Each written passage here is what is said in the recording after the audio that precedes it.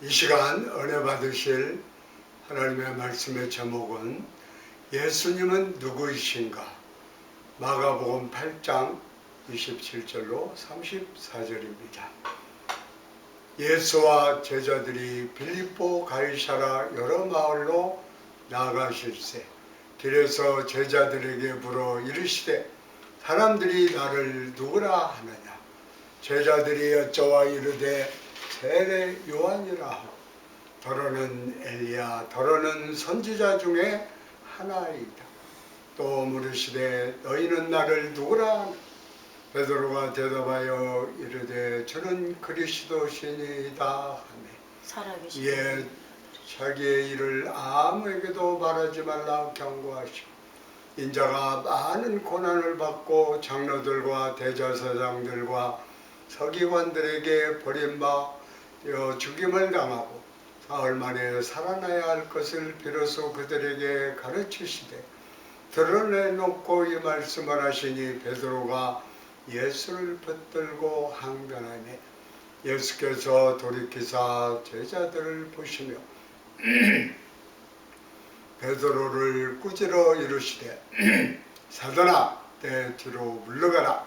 내가 하나님의 일을 생각하지 아니하고 도리어 사람의 일을 생각하는도다 하시고 무리와 제자들을 불러 이르시되 누구든지 나를 따라오려거든 자기를 부인하고 자기 십자가를 지고 나를 따를 것이니라. 아멘. 예수님은 누구이신가? 라고 하는 질문은 우리가 예수님을 믿기 전부터 던진 물음이었고 예수님을 믿으면서도 끊임없이 반복하는 질문입니다. 당신은 누구이십니까? 2000년 전에 갈릴리 나사렛 출신의 예수님이 등장할 때도 사람들이 이와 같은 질문을 던졌어요. 그와 동시에 예수님을 평가했어요. 그러나 그 평가는 양극단이었습니다. 당신은 미친 사람이다. 이는 예수님 친척들의 입에서 나온 말입니다. 또 당신은 로마 평화인 팍스 로마나를 방해하는 전직 선동가다. 당대 정치 권력자들이 예수님을 고발한 말입니다. 당신은 하나님을 모욕하는 신성 모독자다. 당대 종교 지도자들인 바리새인과 대제사장들이 예수님을 비난했던 말입니다. 하지만 놀랍게도 그 반대되는 칭호도 다양하게 등장합니다. 보라, 세상죄를 지고가는 하나님의 어린 양이로다. 이는 예수님에게 세례를 베푼 세례 요한의 선포입니다. 저가 세상을 구원할 메시아다. 예수님을 따라다닌 제자들의 고백에 과연 하나님의 아들이었다. 십자가에 못 박힌 예수님을 바라본 로마의 백부장에게서 나온 말입니다. 예수, 당신은 하나님의 아들입니다. 예수님을 믿는 자들을 핍박하고 억압했던 사울이 다마색 도상에서 부활하신 예수님을 만난 뒤 전파한 내용입니다. 그렇다면 오늘 우리의 고백은 어떤가요? 너희는 나를 누구라 하느냐? 라고 물으시는 주님께 어떻게 고백합니까? 예수님은 도대체 어떤 분이실까요? 성경은 예수님의 외형이나 외모에 대해서는 침묵합니다. 예수님 어떻게 생겼는지, 피부색이 어떤지, 눈동자 색은 어떤지, 키는 어느 정도인지, 체격은 건강하신지 아닌지 기록이 없어요. 예수님 스스로도 내가 누구다라고 하는 말을 아끼셨어요. 오히려 당대의 사람들, 민중들, 제자들에게 요청하였습니다. 너희가 나를 경험하면 내가 누구인지 알아보아라. 아멘. 너희가 나를 파악하고 경험해 보아라. 그러면 내가 누구인지 알 것이다. 여러분, 예수님이 누구이십니까? 오늘 또 우리가 이 질문을 던지며 우리의 신앙을 돌보. 오늘은 역사상 위대한 인물들을 알고 있습니다. 공자, 석가모니, 소크라테스 등 세상에 위대한 스승이 많이 있습니다. 그들은 세상을 아름답게 만든 존경할 만한 스승임에 틀림이 없습니다. 그렇다면 예수님을 어떻게 정의할 수 있을까요? 예수님은 위대한 스승임에는 틀림없습니다. 그러나 예수님은 언제나 스승 그 이상이었습니다. 예수님은 세상의 모든 것을 환히 비추시는 분이시기 때문입니다. 예수님을 통해 우리가 하늘의 계시와 지혜를 맛보기 때문입니다. 먼저 예수님을 나의 주님으로 고백할 때에 진정한 신앙이 형성됩니다. 오늘 본문에 나타난 사건은 가이사라 빌립보라는 곳에서 일어났어요. 이 도시에는 대헤롯이 지은 판이라고 하는 신전이 있었습니다. 그런데 그 아들 빌립이 황제 가이사 아우구스투스를 기리기 위해 가이사와 자기 이름 빌립을 가져와 가이사라 빌립보라 이름을 붙였어요. 그곳에 로마 황제의 신전이 있었고 황제 숭배가 이루어지고 있었습니다. 바로 그런 곳에서 예수님이 제자들에게 묻고 계십니다. 사람들이 나를 누구라 하느냐? 이는 이 세상의 진짜 주인은 누구냐? 지상의 왕인 가이사와 하늘의 왕으로 이 땅에 오신 예수님이 맞대결하는 것처럼 제자들에게 묻고 계시는 것입니다. 예수님과 제자들이 빌립보 가이사라 여러 마을로 나가실 때 길에서 제자들에게 물어 이르시되 사람들이 나를 누구라고 하느냐? 그러자 제자들이 이렇게 대답을 합니다. 세례 요한이라고 부릅니다. 죽은 세례 요한이 살아나 세상에 심판과 정의를 선포한다고 합니다. 또 어떤 사람은 엘리야라 이렇게 부릅니다. 450명의 거짓 선지자, 바알 선지자를 물리쳤던 그 엘리야와 같다고 합니다. 그리고 어떤 이들은 예레미야와 같다고 부릅니다. 자기 민족을 위해 눈물을 흘리며 단식했던 선지자 예레미야를 떠올랐습니다. 그런데 놀랍게도 예수님은 이에 대해 반응을 하지 않으셨어요. 오히려 계속해서 질문을 던지셨습니다. 너희는 나를 3년 동안이나 따라다니지 않았느냐? 내가 하는 것, 말하는 것을 너희가 듣고 보지 않았느냐? 너희는 무슨 마음을 품고 나를 따랐느냐? 내가 누구인지 알고 나를 따랐느냐? 또 물으시되 너희는 나를 누구라 하느냐? 이때 베드로가 이렇게 대답을 합니다. 주는 그리스도시요 살아계신 하나님의 아들이시다. 마태복음 16장 16절입니다. 그리스도란 말은 약속된 메시아 곧 구원자를 뜻하는 겁니다. 살아계신 하나님의 아들이란 그 본체가 영존하시는 하나님이라고 하는 거예요. 그런 로마 왕제 가이사나 판신이 주가 아니라 예수님이 그리스도라고 고백했어요.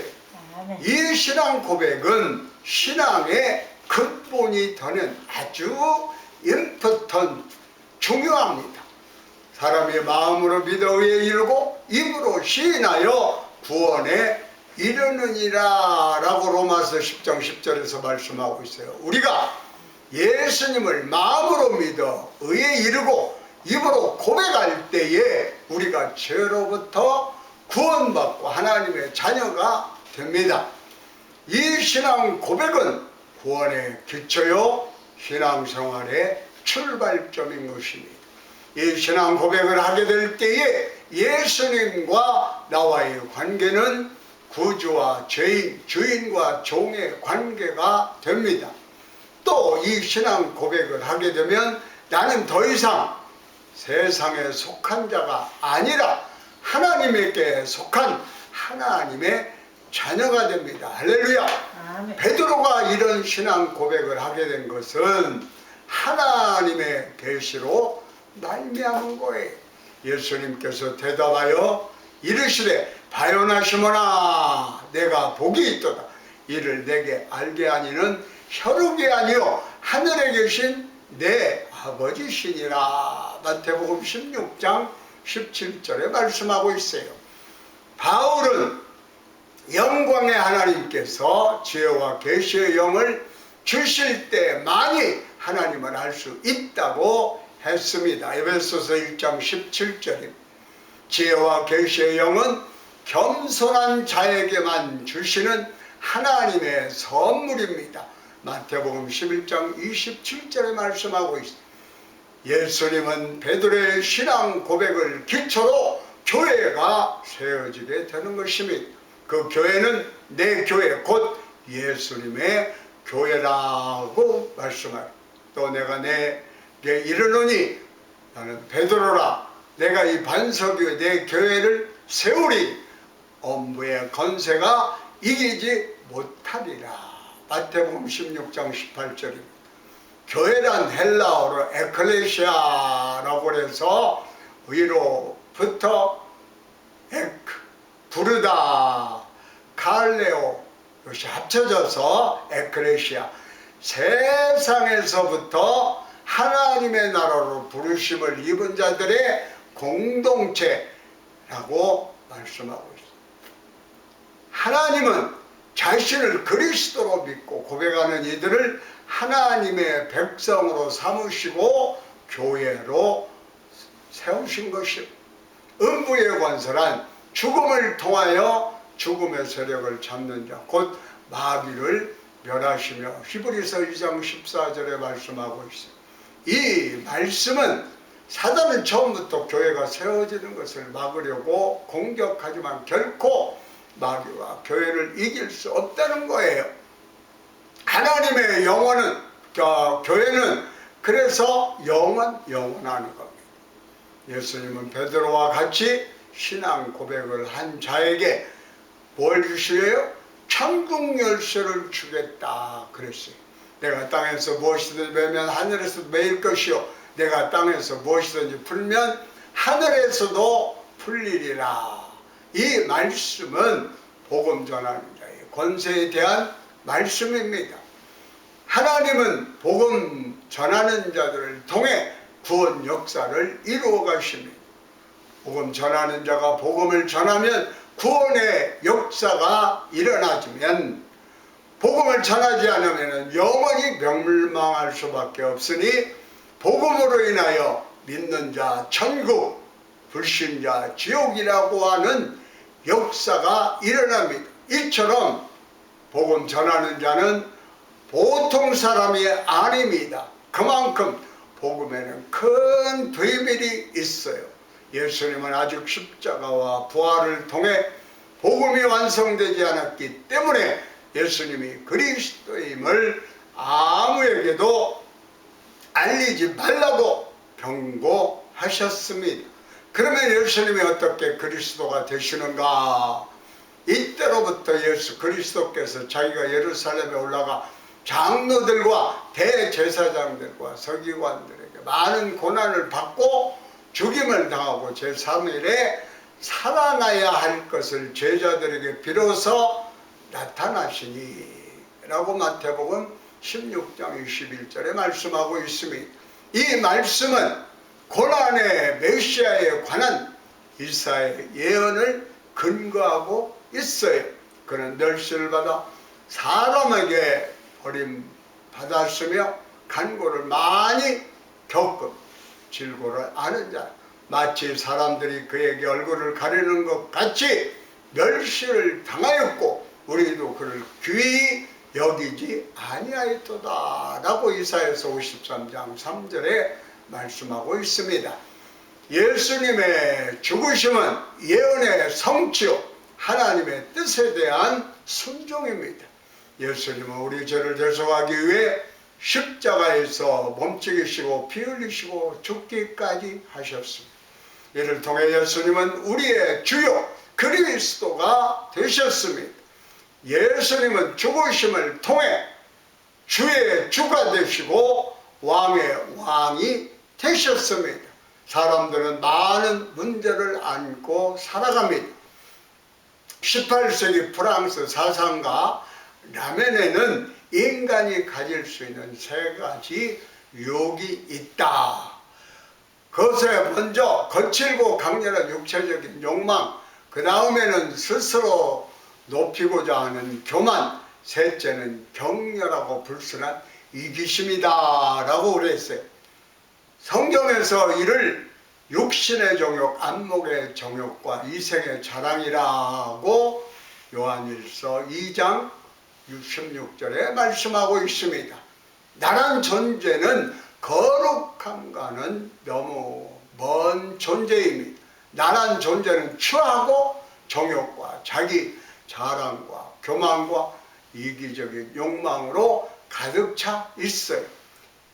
인간의 심각한 근본적인 문제는 바로 죄입니다. 죄는 고귀한 하나님의 형상을 잃게 합니다. 죄는 더럽고 추한 죄의 세력에 지배받도록 합니다. 죄의 세력은 너무나 강하여 스스로의 힘으로는 도저히 빠져나올 수 없고 벗어나려고 몸부림치면 칠수록 더 깊이 죄의 늪으로 빠져 들어가요.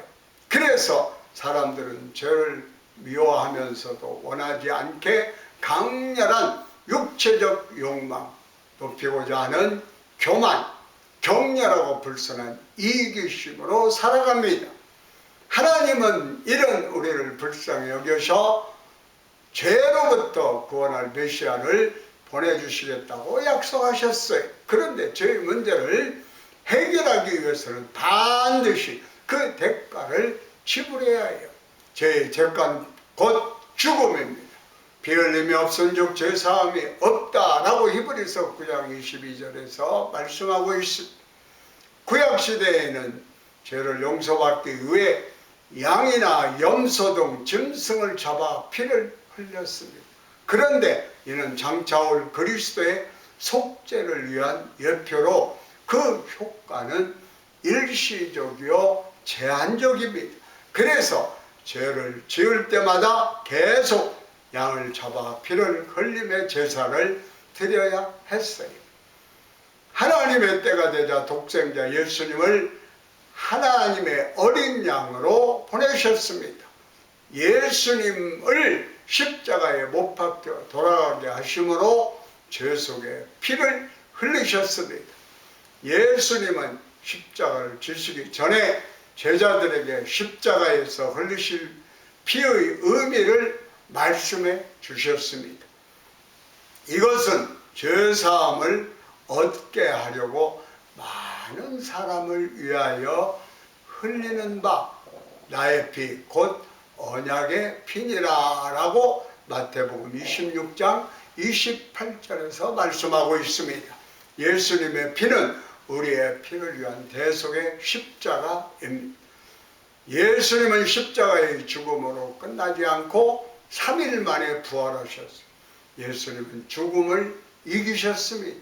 예수님은 죄와 죽음을 이기신 그리스도가 되십니다.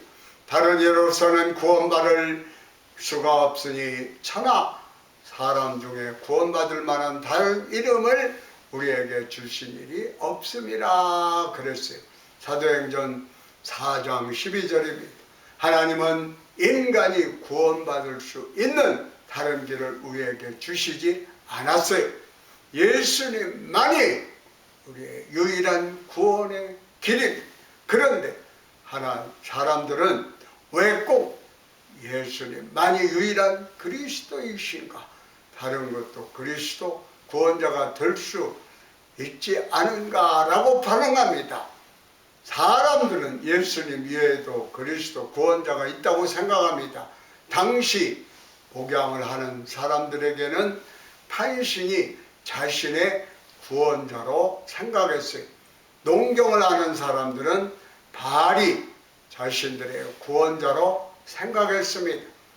농경과 목양이 잘 되면 함께 어울려 진탕 사육 카니발을 이렇게 벌였는데, 이때 등장하는 것이 쾌락의 신인 비너스 신입니다.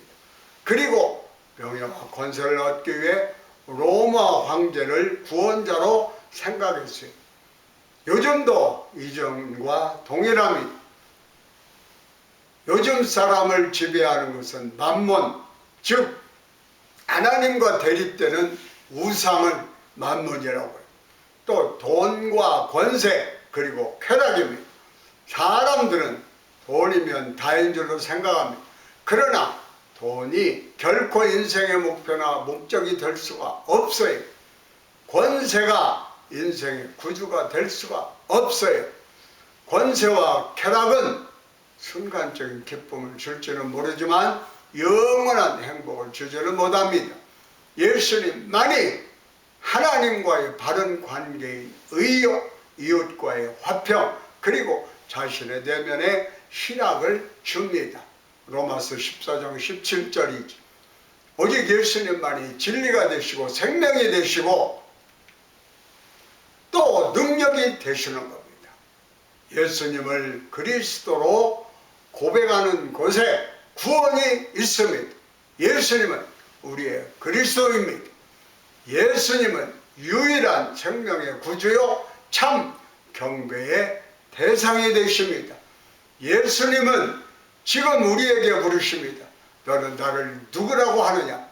우리가 이 시간 고백합니다.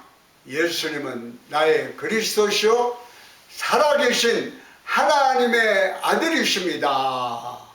우리가 예수님을 그리스도로 고백하였다면 날마다 자기를 부인하고 자기 십자가를 지고 예수님을 자랑하며 끝까지 쫓아가시기를 축원합니다. 찬송가에서도 그러잖아요. 오직 예수님. 예수님만이 나의 그리스도시요 살아계신 하나님의 아들이십니다.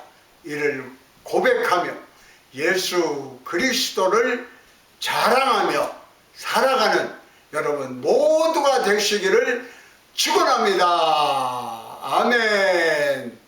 할렐루야.